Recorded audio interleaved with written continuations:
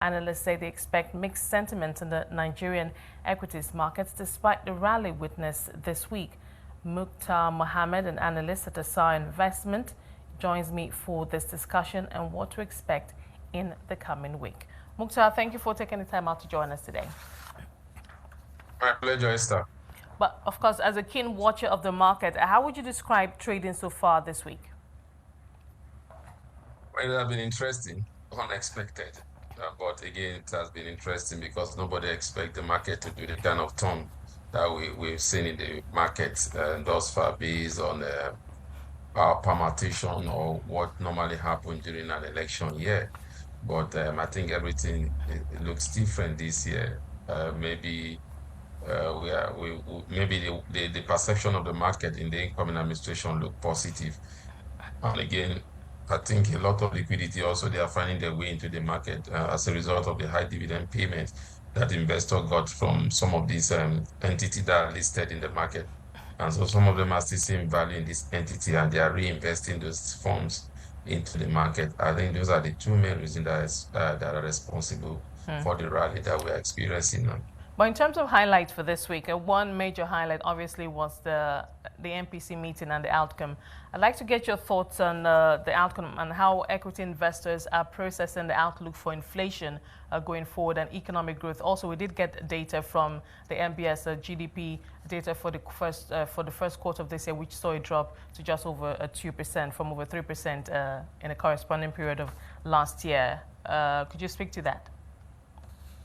Yes, I think when it comes to the MPC meeting, it has become just a meeting when in the way it affects the stock market.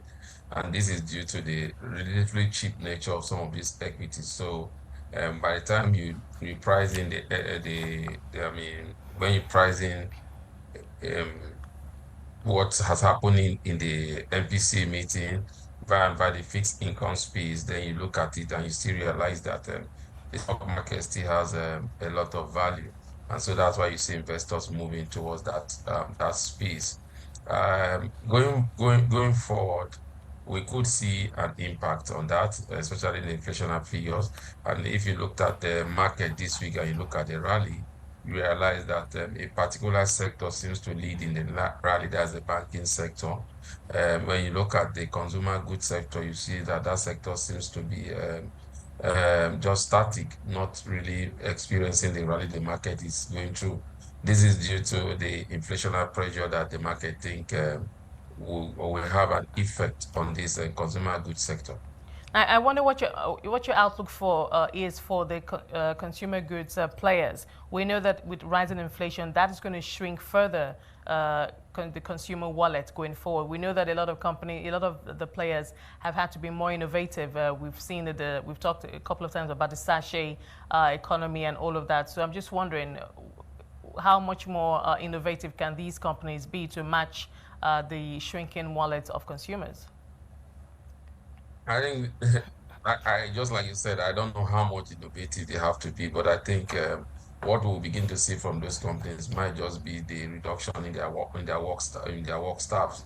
Maybe they may have to begin to think of letting some of their staff go, and some of them that can work from home can work from home. That will drive down overhead costs, and that will help improve their bottom line. I think that's the only thing I think they should do. They will be able to do, because when you look at the cost of funding, we're not just looking at the inflationary figure, we're looking at the cost of funding because of the hike in rates and also other infrastructural challenges. And also added to that is what you just said, the earning ability of average Nigerian is still going down, will keep going down. And again, they still have the challenge of FX, getting FX from the import-export window. It has been very, very challenging for them. And now we will see that the exchange rate is still rolling between 750 to 760 in the parallel market. And most of all this consumer goods sector, that's where they normally seek FX for either to import some machines into the country or to bring in their raw materials. So definitely, I think it will continue to affect them in the short and the long term based on the economic data that we have now. Well, speaking about economic data, well, not much of data, but some news coming in concerning the downstream, petroleum downstream sector in the country, talking about NATI and those new regulations to help curb or at least determine just how much crude Nigeria produces and to create more transparency and accountability. I know that a company like Seplat, of course, they were able to find a new route to, take their crude out. That's why we did see some improvement in their latest numbers. But what does this mean for investors in that sector? Is that good news? Is that something that could boost sentiments for the players, for the stocks? Well, it's good news, definitely. But again, that sector, the way it's being run, it's called for a lot of questioning because outside of Seplat, other players of that sector, Seplat and Total, have been the key driver of that sector. When you look at Oando, after shareholders have stayed for them this long, all they think about is to delist. Former Mobi is not even there again, MRIs and others, they've not been impressive, either in capital appreciation or dividend payout. So this is a sector that is supposed to be the cash cow of the Nigerian economy, whereby investors are supposed to be reaping benefit from it.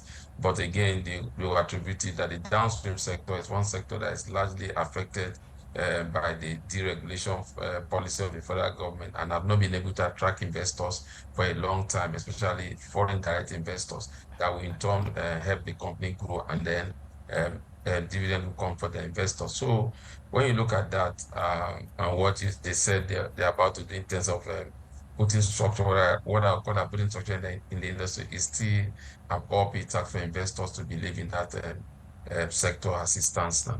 All right, we have just 2 minutes left. Let's talk about the stocks that you like at the moment and how they've performed so far this month. Well, the stocks I always like, I'm a fan of the banking stocks, and I could see after the markdown, we've seen GT could move from a height of markdown 22.9 2027, also with Senate Bank, also with Access Bank.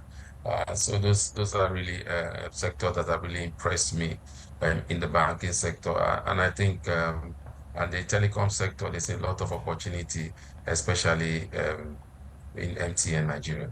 Okay, with just 1 minute left, with a new, literally a new president next week, Monday, how do you expect the market to perform? I think the market is already reacting or pricing in what we call pricing in the new president, and then if the president cabinet comes in or rumors of who will be the minister of finance, will the president be able to hit the ground running? If it does that, then the market will definitely continue the runs that we are experiencing now. But if he's not able to hit the ground running, especially in the area of cabinet ministers, right, then we could see a slowdown in the market.